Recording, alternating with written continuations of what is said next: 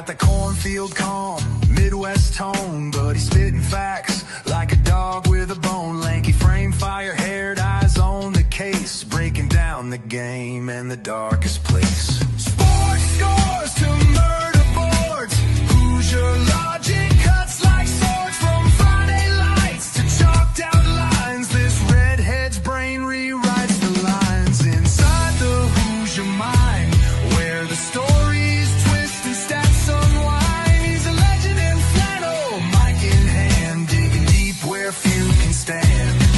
From touchdowns to crime scenes raw, he's got the truth in every draw. Yeah, step in if you dare to find what's brewing inside the Hoosier mind. He'll talk Pacers, Colts, or Colts on trial. Hoosier humor with a devilish smile. He's that redhead sleuth with a box of clues. Takes your headline, breaks the news. With every stat and every scream, he's painting portraits in your stream. Don't blink, he'll tie it tight. From game night wins to murder fight. Inside the Hoosier mind, where the facts hit hard and the lines are blind. He's a ginger ninja, smooth and slick, cracking cases play by play quick. From courtrooms to the hardwood floor, he digs for more than just the score. Tune in and don't rewind, you're deep now inside the Hoosier mind.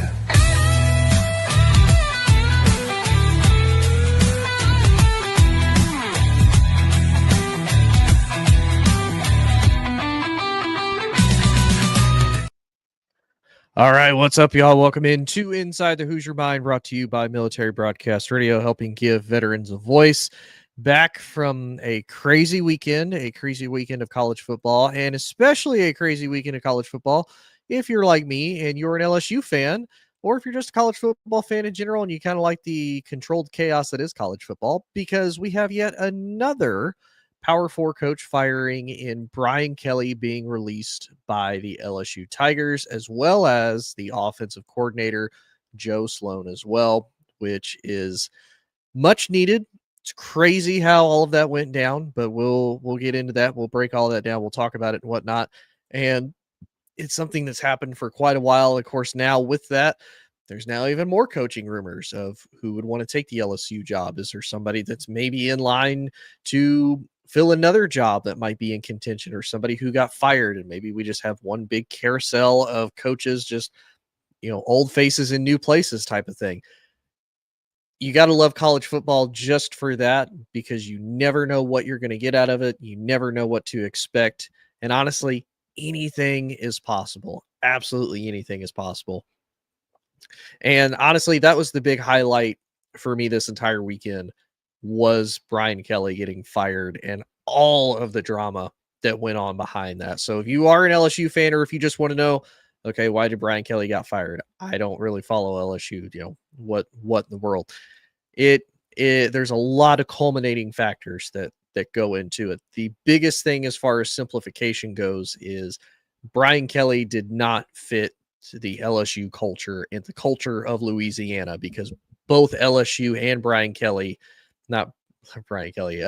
and Louisiana as a whole are so deeply integrated with each other as far as the love and care that they have.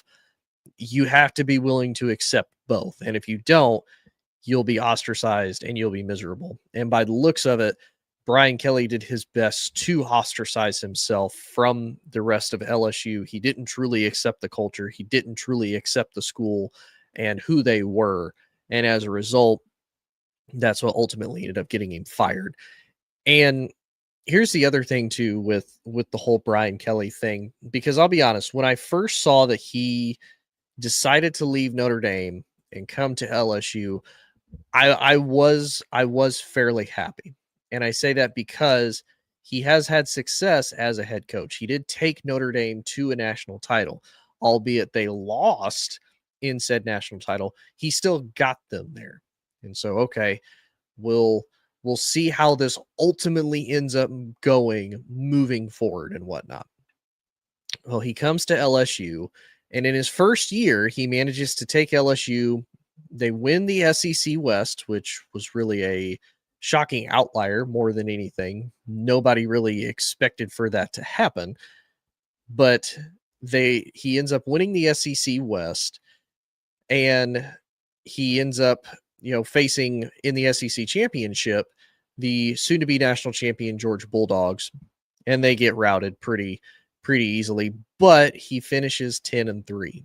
And keep in mind too, for anybody who doesn't really follow college football, maybe you're more of an NFL type of person, and that's okay.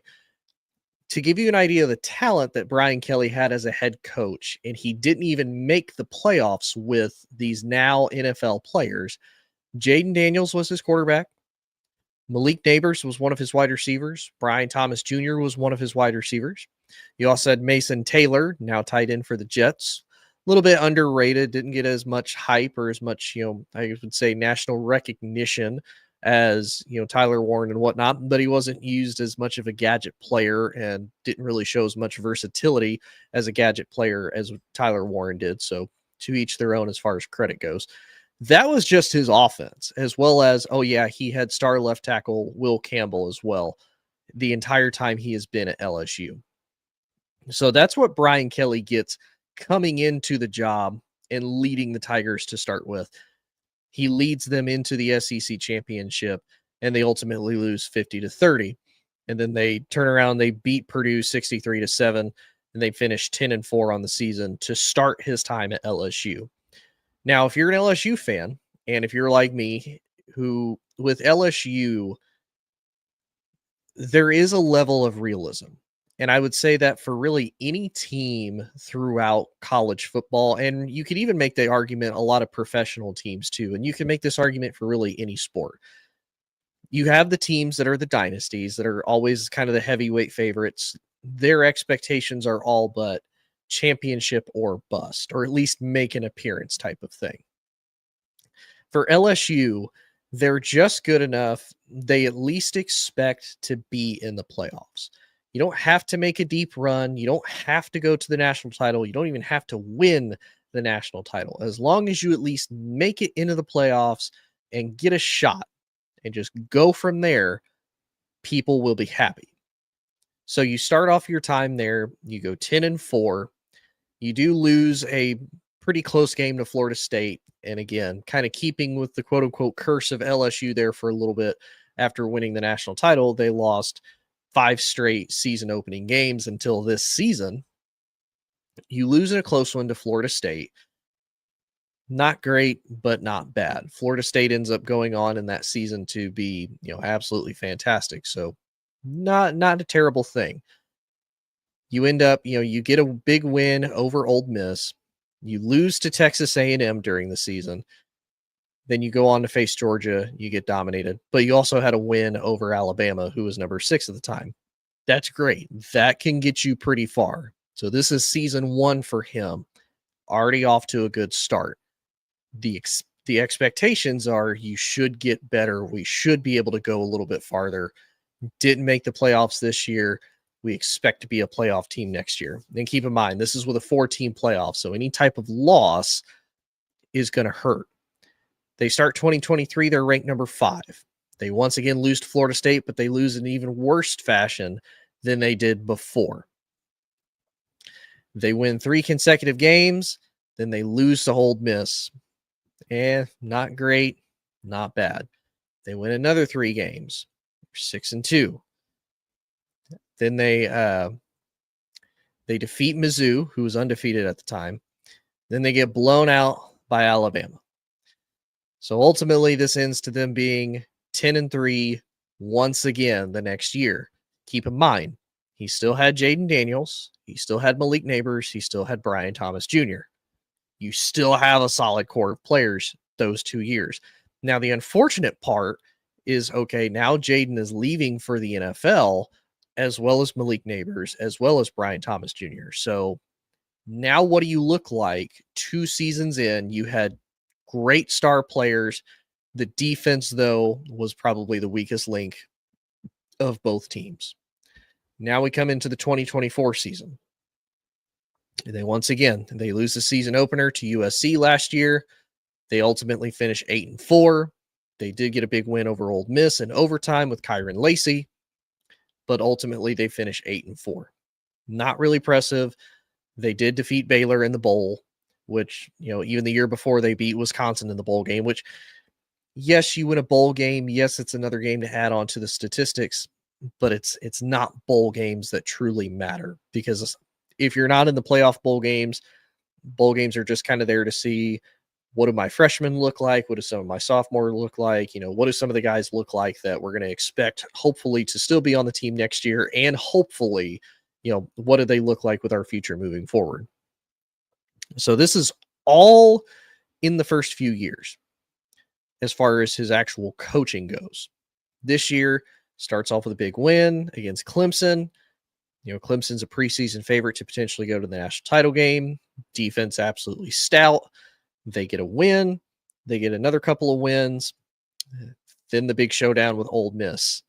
They lose to Ole Miss, kind of humiliating fashion. As an LSU fan, I can tolerate losing to Ole Miss. They're considered a top 10 team. They jumped up to number 4 after the win. They lose to Georgia. Then they come back and they beat a pretty good Oklahoma team. So that's not as bad. Again, I can accept that and not go too crazy.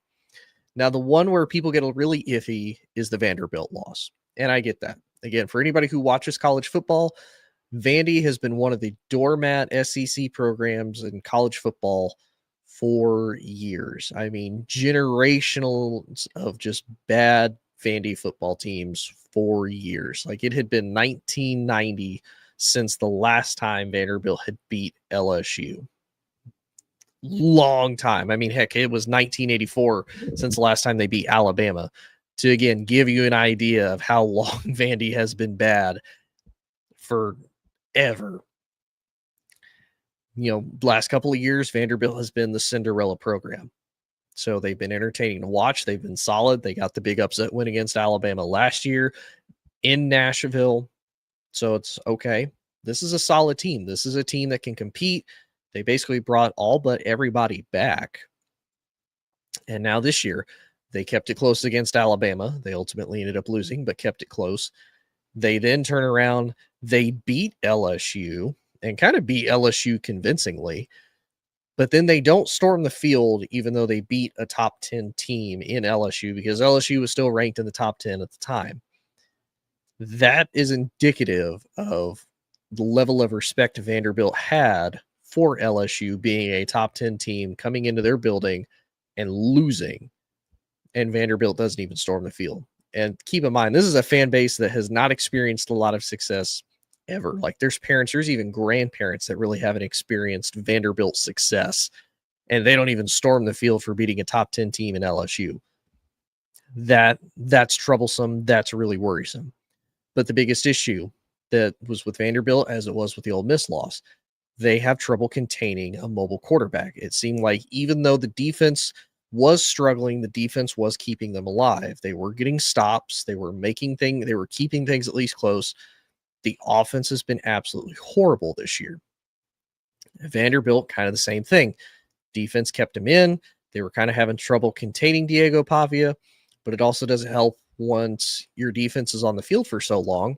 Your offense goes on the field and either immediately turns the ball over, or they do a quick 3 and out, they punt, and now your already tired defense is having to go back out there to try to make plays and try to keep you in the game still, and eventually they're going to get worn down. And then comes Texas A&M this past Saturday.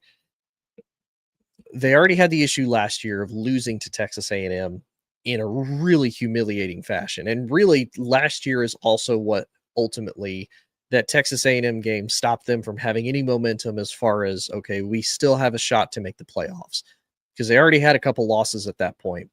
And with the loss to Texas A&M, that all but knocked them out. And now they come in again. Last year they were ahead at halftime. LSU was. Texas A&M roars back.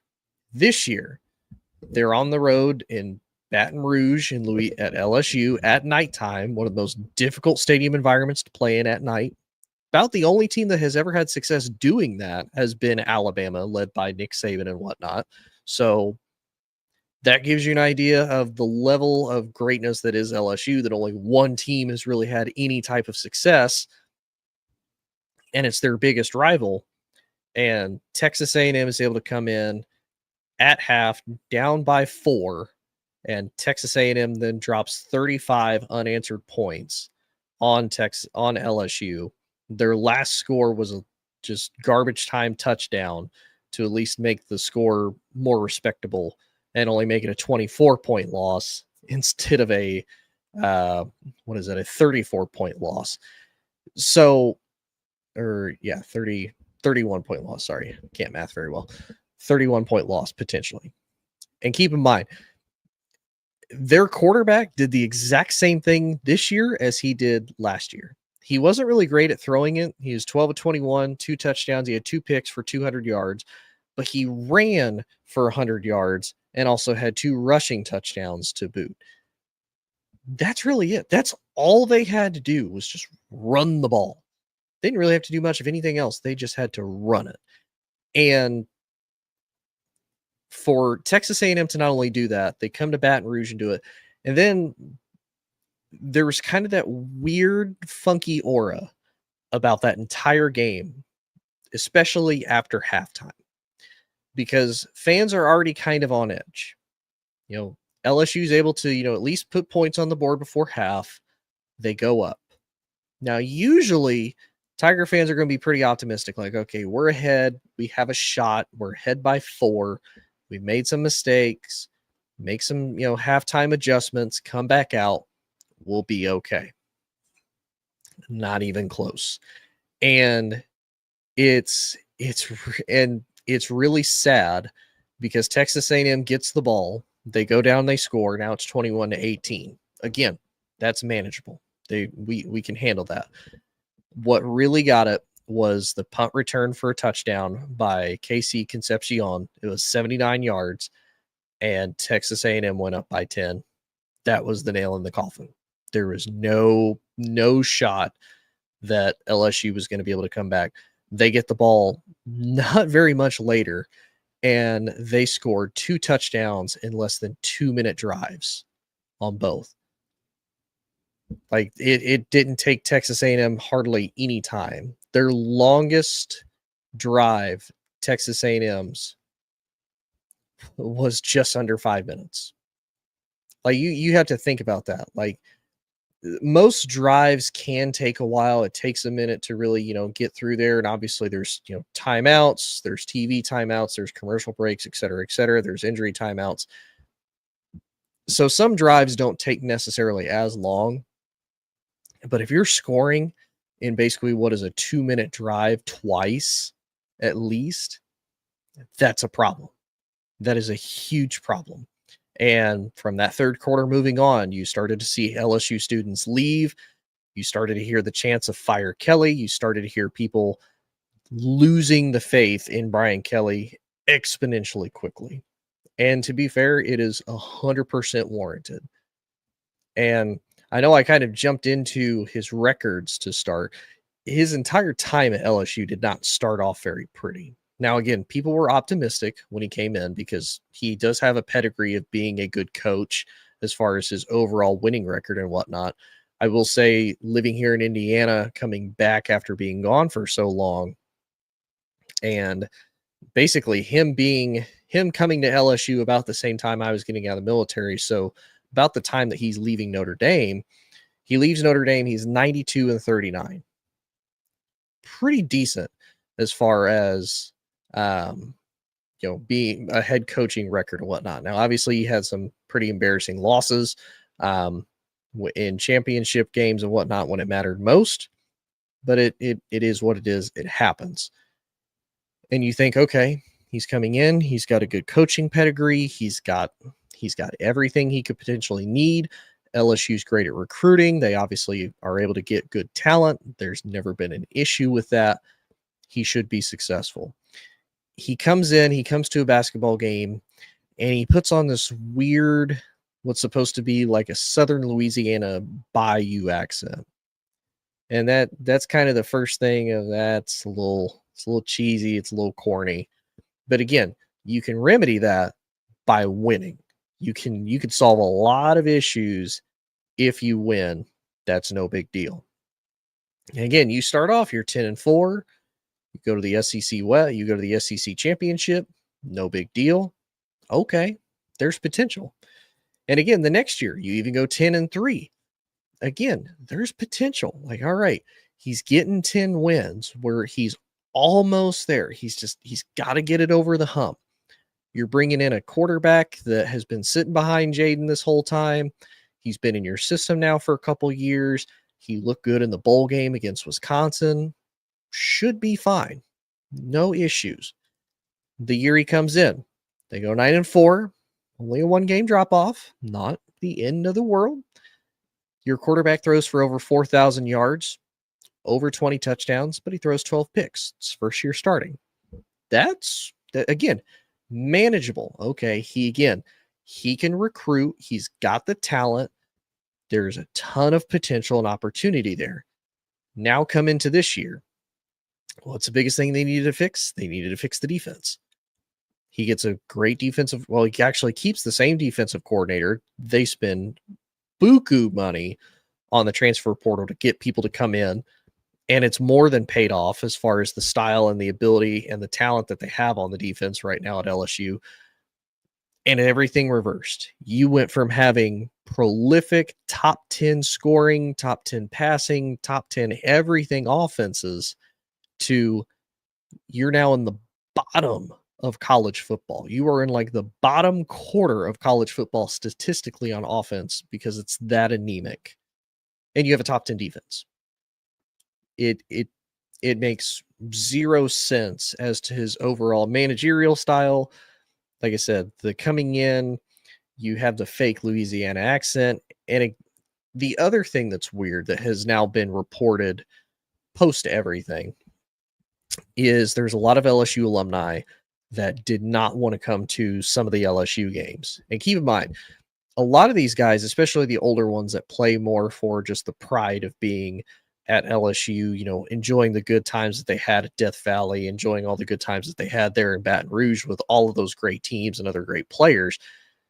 For there to be that many that say, I really don't want to go because of that guy being head coach, that's a problem. Like, that's a huge problem. I get if it's like one or two, no big deal. There was a lot of LSU alumni that did not care for him, that did not like coming there because he did not fit the LSU culture. And that is unfortunately his biggest undoing is his inability to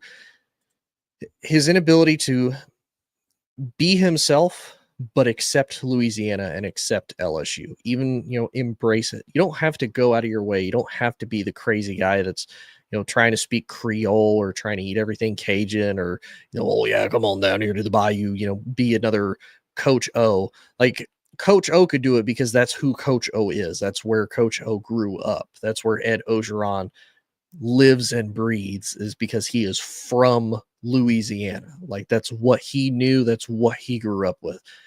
Brian Kelly's from New England.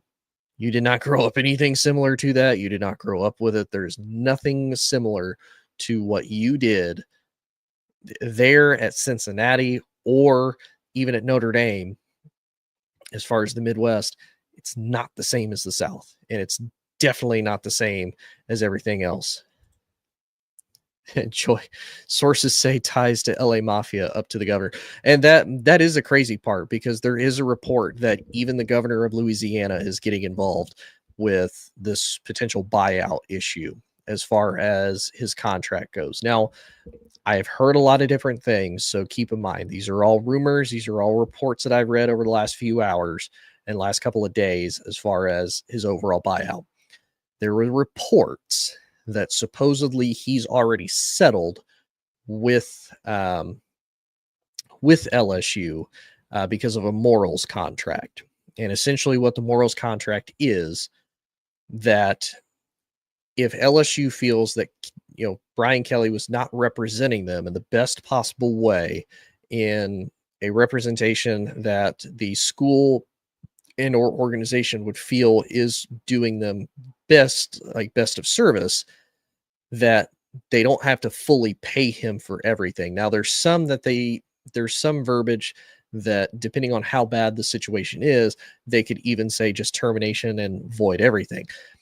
For Brian Kelly, it's not as bad as, oh, he's, just an awful human being, just void all of it. They can't do that. He didn't do anything truly that bad to the organization, but he didn't exactly make them look the greatest. And yeah, Joy, I think, again, the reports I've read, he supposedly settled anywhere between 20 and 30 million. Potentially about half of the 53 to 54 million that I've heard as far as the actual buyout goes. They're still supposedly, the Louisiana reps and whatnot are sitting down to try to figure that out.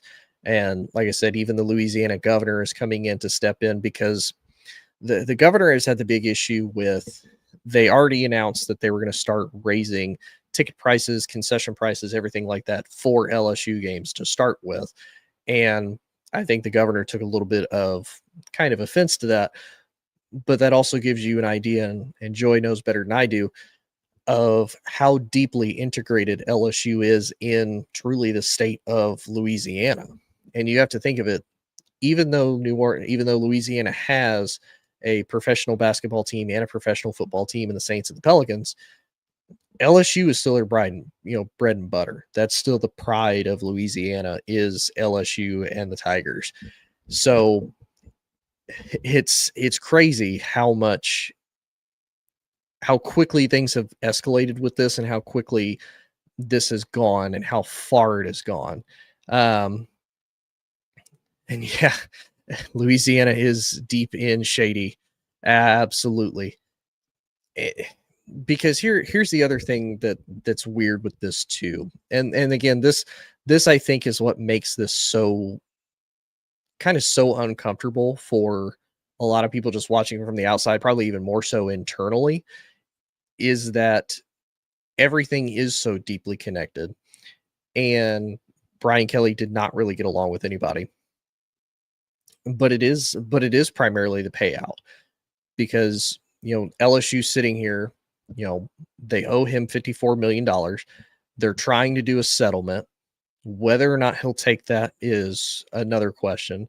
The other thing that makes it a pain is if actually it doesn't make it a pain, it does make it potentially better as far as the overall sting of having to pay him, is if he does get another coaching job, right? So let's say one of these openings in college football decides they want to take a chance on Brian Kelly and hire him as their head coach. Whatever they pay, LSU only has to pay the difference. So, they owe him 53 to 54 million. And, let's say somebody hires him for, 26 to $30 million. Then they only owe him 24 to 28 million. Still a good chunk of change, not as bad as 54 million though, and potentially more. The other thing that led to this that makes this weird is supposedly, Scott Woodward, who is the athletic director, who I'm going to get into him in a second, is the attention was brought up of Brian Kelly needed to make a change. They wanted him to fire Joe Sloan, the offensive coordinator. He said no. And that to me is kind of the first weird thing. Your boss comes to you, says, look, your offense is struggling. You've had 8 games to figure it out. And now we're sitting here at 5-3. The last game was an absolute embarrassment, especially considering it was at Death Valley, and you let them score 49 points and you could only respond with 25. If it's a close, shootout game, no big deal. I don't think they're having as bad of talks or discussions. You got blown out. It was essentially 49 to 18 until the garbage time touchdown. You got blown out. There's no denying that. There's no getting around that. He supposedly didn't want to fire him. He also said that he wanted to fire. Brian Kelly said he wanted to fire the O-line coach. And the athletic director said, I don't want you to fire your O-line coach. Your O-line coach doesn't, the O-line needs work, but they're young. There's potential there. There's a lot of prospects. Why are you going to fire your O-line coach when your offensive coordinator is the one calling the plays and is the one that's having the issues? And supposedly Brian Kelly then escalated it to a furious rage, supposedly. And that's ultimately what led to his overall dismissal, was that conversation. Now, I have heard other things that supposedly the situation was similar to the Jamal Adams thing with the New York Jets before he found out that he was traded. Supposedly Brian Kelly tried to come in Sunday to, go into the office, sit down, try to figure things out, try to start, working on plans to try to fix and turn the season around, and supposedly was not able to get in, ended up having to have someone let him in, and it moved on from there. I don't know how true that is because, again, Jamal Adams is also from LSU from years prior. So I don't know if someone's just trying to play a coy copy on that story or not. Um, the other thing, the other two things actually that involve Scott Woodward, who's the athletic director for LSU, there's two problems with him that I really have. One, the Louisiana governor, Jeff Landry, came out and had to intervene in the process without Woodward being involved, according to a report by WFAB, who is a local TV station down there in Baton Rouge, because LSU reps are working to reduce the $54 million buyout, reportedly trying to cut that total in half to about $27 million. So when your governor is in there with your college reps, as far as we need to figure out about not paying them, but your athletic director is not, that's an issue. But the other thing that's an issue to me that I feel truly needs to happen is Scott Woodward also needs to be released from the team. And I say that because, keep in mind, again, for anybody who's not a college football fan, for anybody who doesn't follow it, Scott Woodward was the athletic director for Texas A&M when they gave Jimbo Fisher that massive contract. Texas A&M cut him, and then they had to pay $77 million to Jimbo Fisher. Now he has to pay Brian Kelly almost 53 to $54 million. Scott Woodward is responsible for two coaches getting $130 million in buyout money to stop them from coaching. And he is still an athletic director of a Power 4 university and was not involved in the talks with the LSU reps and the governor of Louisiana as far as paying Brian Kelly out. Exactly. That is true insanity, that this guy can even still have a job, still be considered for a job just from that. And again, to me, why do you have a job? Like, if you look at Texas A&M's overall success that they had, 8-4, 8-5, 8-4, 8-5. They even at one point supposedly had Texas A&M. Their nickname was Texas 8-4. Like, every time comes to LSU. Now, again, for me, behind the scenes, obviously I don't see everything behind the scenes, but I'm looking at it as a fan like, wait a minute, you don't exactly have a great track record to start with as far as being an athletic director, or at least what you did with Texas A&M. And for anybody who, they hear that like, oh, well, Texas A&M solid this year. Texas A&M is solid this year. I'm not going to deny that by any stretch of the imagination. my issue though is Texas A&M has a ton of money. They have a ton of boosters, right? And they're able to mitigate that fairly well. Now, respect to LSU. LSU also has boosters and they have money because obviously they are very deeply connected within the community and whatnot. But it's just nuts that he gets to do that. Texas A&M fires him, lets him go, and I didn't know this about Scott Woodward till I just looked it up. He's not only the AD of LSU, apparently he was born in Baton Rouge, and his alma mater is LSU, which is insane. I get why they'd want to bring him back, but again, your body of work was not exactly great to start with. Supposedly, in 2000, he was hired by LSU Chancellor Mark Emmert to serve as the Director of External Affairs at LSU. And he supposedly helped serve in the role.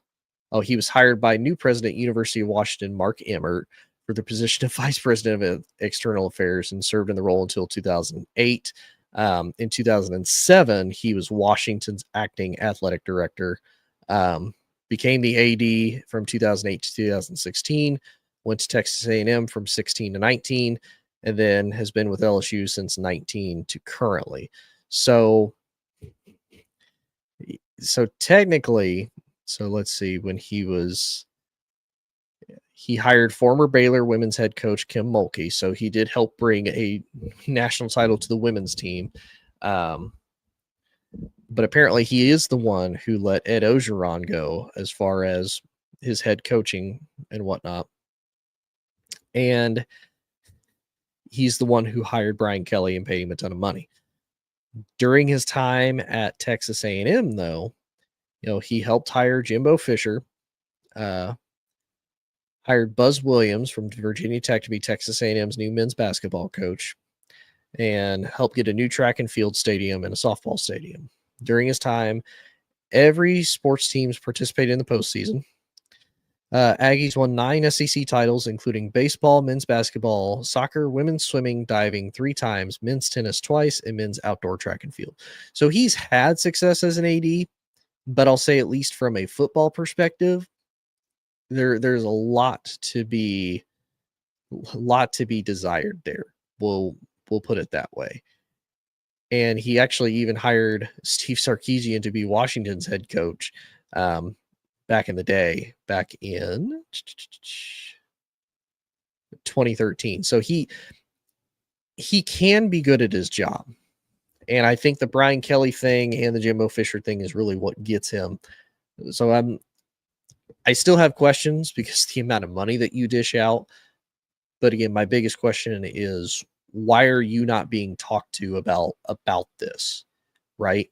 Like, LSU wins a national title with Ed Ogeron. He loses a ton of talent to the NFL.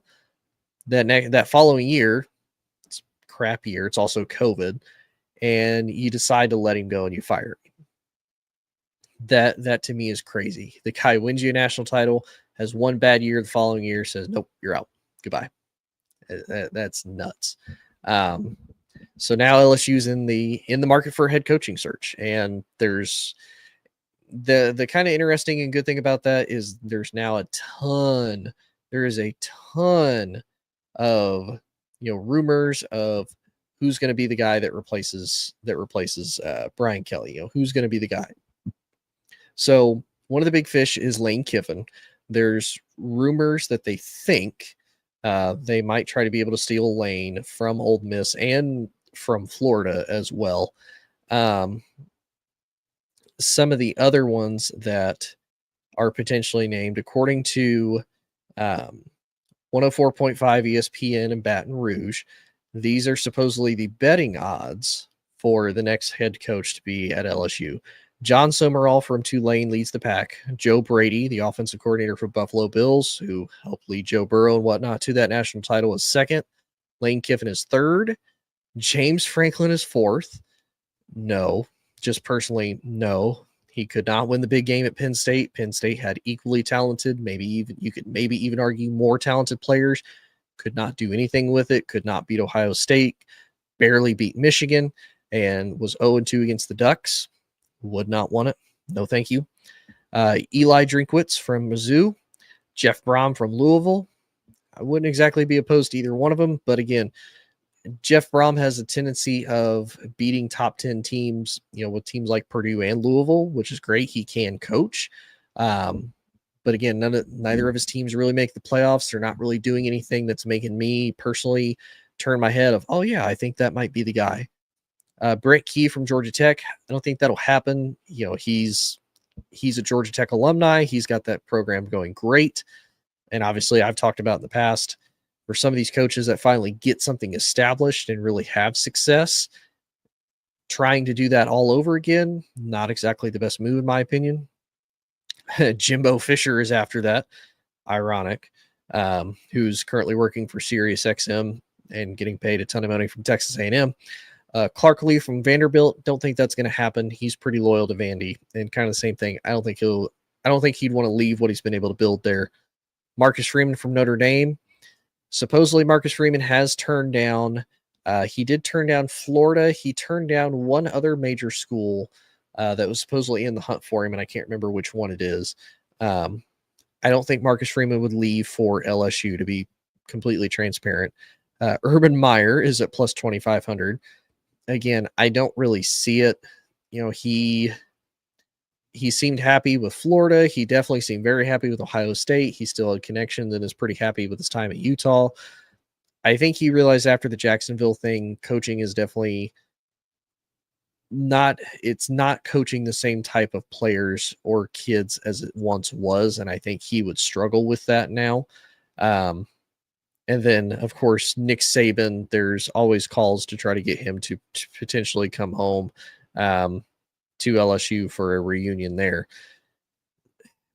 So some of the hires I wouldn't necessarily be upset about. I think I would probably like Joe Brady more just to see what he's got, especially with what he's been able to do with Josh Allen, what he did do with Burrow and that offense as a whole. I think he would be more inclined because he has been at LSU and experienced success, and he got to learn from Coach Orgeron, how to truly accept Louisiana and be at LSU. So I think he would be fine. Lane, I don't know if he'd necessarily want to leave Ole Miss for that. I know I went on a rant about that my last show about him leaving Ole Miss for Florida. But again, the dollar is what speaks the most with a lot of these coaches and a lot of these situations is how much you're willing to pay me. I might be willing to go anywhere. Another name that I would probably throw out there that I don't know is necessarily realistic.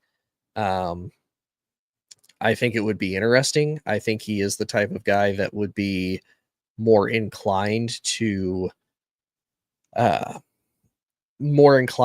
be accepting of LSU and have more fun with it. And he's even mentioned that he would like to get back into coaching, and that specifically he would like to coach college football in the SEC. And that would be John Gruden. I know a lot of people have kind of mixed feelings about John Gruden, which I completely understand and get. I don't think it kind of hurts to even entertain. The guy can coach. He's entertaining.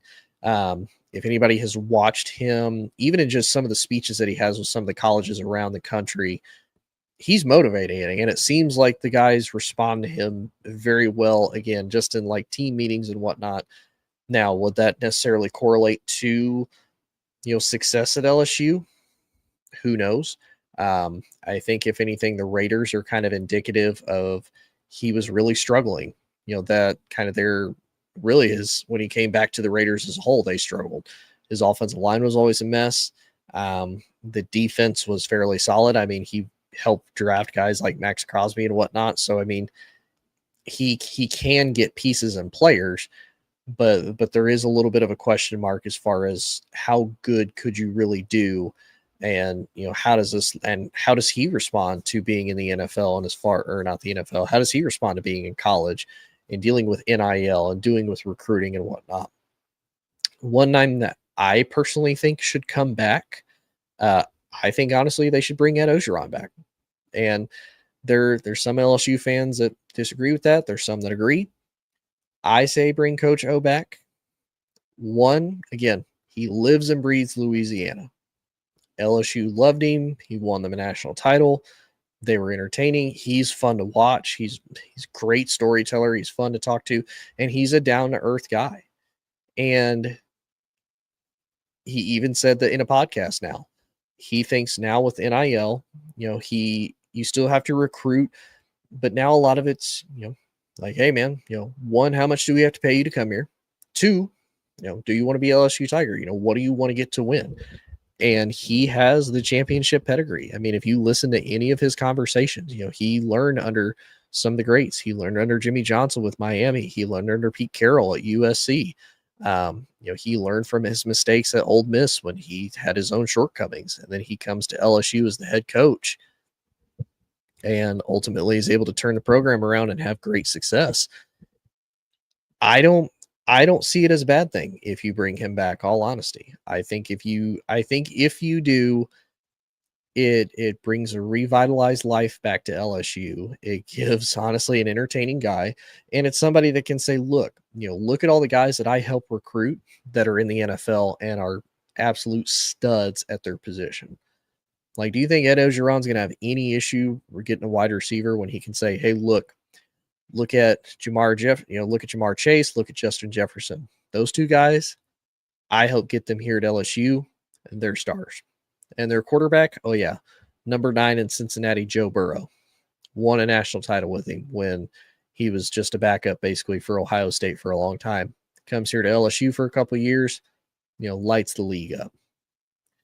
I don't think Ed Ogeron would have any issues doing that whatsoever if he was to come back to LSU.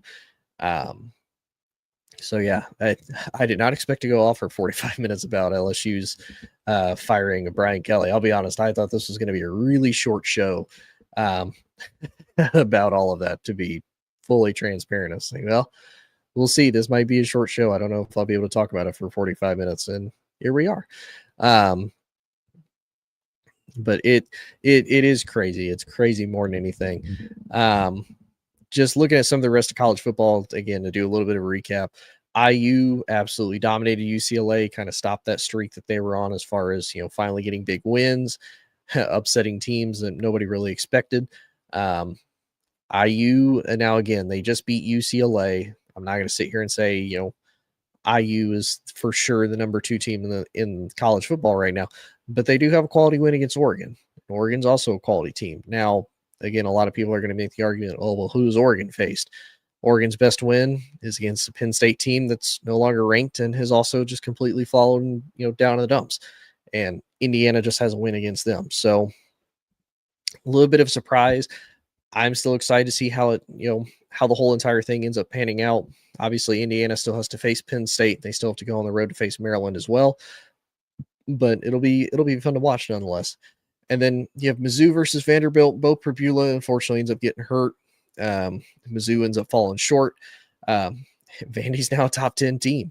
Like I said, Vandy is kind of the cool Cinderella story that I don't think anybody really expected the last couple of years over college football.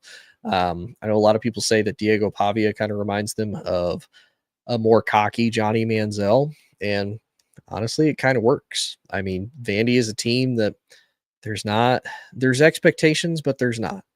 Like, they expect him to do good, but it's not like they expect him to win the SEC. It's not like they expect him to go compete for a national title, but it's fun to watch a team like Vandy, kind of be on a roll that they really are and just honestly keep rolling more than anything. One game is a little bit of a disappointment, though, because I expected it to not only be better, but it was also weird how it ultimately ended up. BYU completely dominates Iowa State. They ultimately end up winning 41-27. At first, Iowa State had really firm control over this. It was 17-7 at the end of the first. BYU starts to make a little bit of a comeback. It's 24-17, not terribly bad. And then Iowa State's only able to score 3 points in the second half, and BYU scores, 24 unanswered at that point.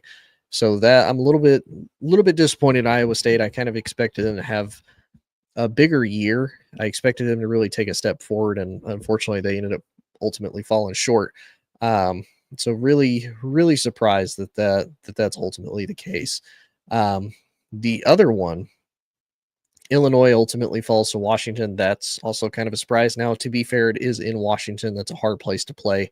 I just didn't expect the score to be that bad.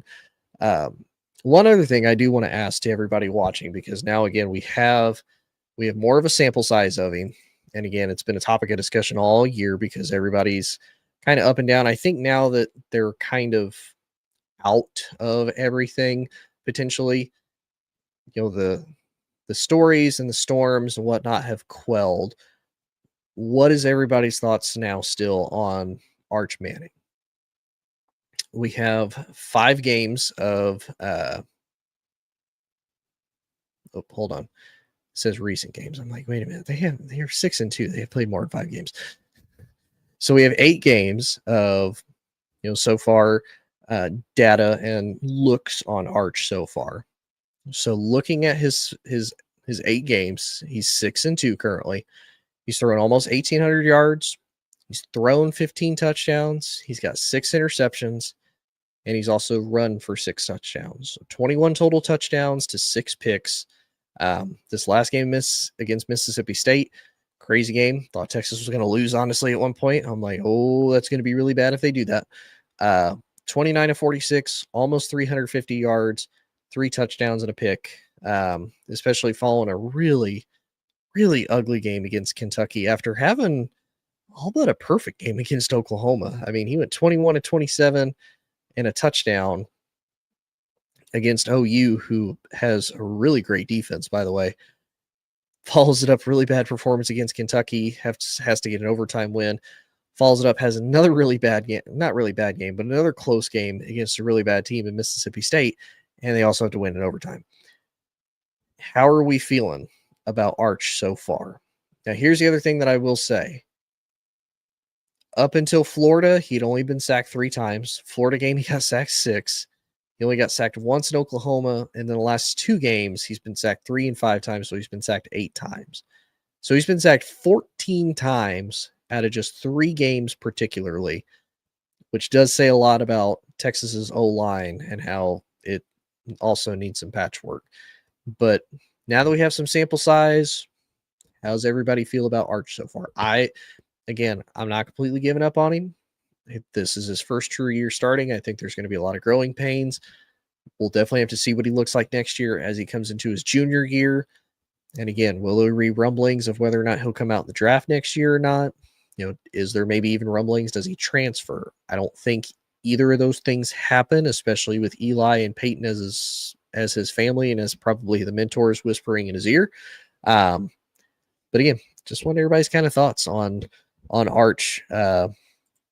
Is he still legit? Is he not? Just got to ask more than anything. And then NFL wise, the Falcons, really, you guys lose to the Dolphins of all teams. Like, the Dolphins are able to score 34 all of a sudden when Mike McDaniel and Tua are both kind of on the hot seat for everything that's happened. Crazy. The Jets, by the way, finally get their first win against the Bengals. Should not have happened because the Bengals had that in firm control. Crazy that the Jets finally are able to get their first win with that. The Ravens ultimately dominate the Bears. A lot of question marks with that. The Texans are able to all but dominate the 49ers. Also a real surprise, especially considering how well Mac Jones has played without Brock Purdy there and whatnot. Dallas gets destroyed by the Broncos. Not super surprised by that, to be 100% honest with you. Daniel Jones and the Colts, especially being here in Indy and whatnot, the hype is real. Everybody's kind of bought in and whatnot. I will say this before I end the show. There's buzzes and there's rumors that the Colts want to sign Daniel Jones to a long-term contract. And I get it. Really good year. Colts are 7-1. They're like the top team in the NFL right now. Like, they're the top team in the AFC. They're definitely the top team in the NFL as a whole. I gotta ask, and I gotta tell if the Colts are listening, or if anybody in the Colts leadership is listening, just pump the brakes, right? He's having a good year. Won't deny that. He's been solid. He's been serviceable, and I will say, no offense to AR, he's been better. And currently, right now, Daniel Jones, he's 4th in passing in the league with over 2,000 yards. He's 13 passing touchdowns, 3 picks. And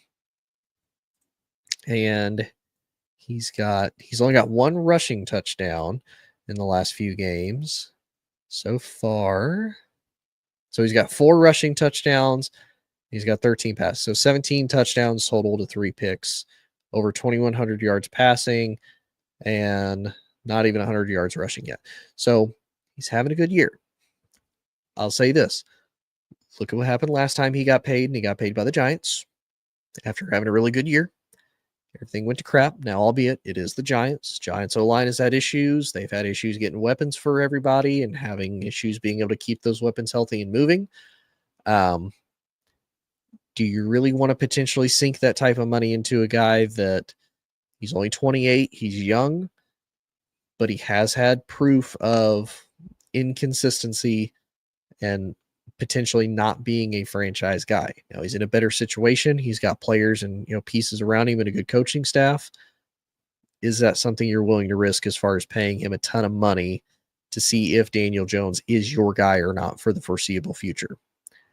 I'd say if you do, short contract, like 2-3 years. Don't do anything more. Don't put yourself in a financial cap hole. Don't do that. Just see what you got. Don't do anything crazy. Hey, we're gonna give you a couple years, see how you do.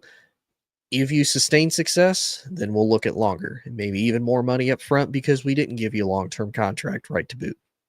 I'd be okay with that. But that's just me if I was running things, me personally. But that's my other thoughts. How's everybody feel about the Colts? How's everybody feel about Arch Manning now that we have 8 games of data and 8 games of seeing what he looks like? How's everybody feel about Daniel Jones? Because we also have 8 games of him being with the Colts and being in the Colts offense, having Jonathan Taylor and whatnot. How do we feel about them? But appreciate everybody listening. Thank you for coming to my quote-unquote TED Talk. Please check out all the other great veterans and other great hosts we have here at MBR and whatnot. They're a fantastic organization. Definitely appreciate them hosting. And we will be back next week. Everybody have a great Halloween. Everybody have a great week. And we will see you. Justice Jackson, they captured Herman Goring alive. Tell me about him. He's the face of the Nazis. I'm gonna put Goering on trial. Edward escapes the hangman's noose. Very sure of yourself. No man has ever beaten me. Goering has to fall. You don't just have to win, you have to be flawless. You're walking into a trap. Knowing what we know now, would you still follow Adolf Hitler? Nuremberg, rated PG-13, opens November 7th, only in theaters. Ladies and gentlemen, thank you for tuning in to Military Broadcast Radio. As we